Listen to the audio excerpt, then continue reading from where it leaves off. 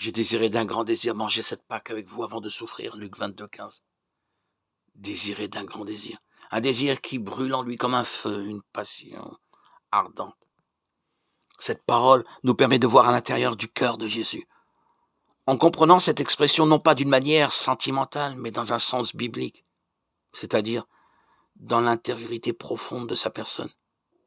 Il s'agit d'un point de vue très particulier sur la scène, non pas de l'extérieur, mais de l'intérieur, dans ses sentiments les plus profonds.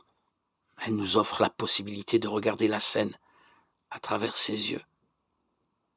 C'est une parole qui nous révèle le désir qui brûle dans le cœur de Dieu. Depuis que, dans le jardin d'Éden, nous avons pensé à nous arracher à la communion d'amour, qui, dans le dessein originel, était précisément la destination ultime de notre création. Nous avons été créés pour cette communion et avons été laissés libres afin de pouvoir répondre à son amour par l'amour. La liberté est connaturelle à l'amour, alors que toutes les choses créées sont tenues de répondre à l'amour de Dieu pour ce qu'elles sont en elles-mêmes. L'homme, en revanche, est libre de donner sa réponse. C'est le trait qui le rend le plus semblable à Dieu.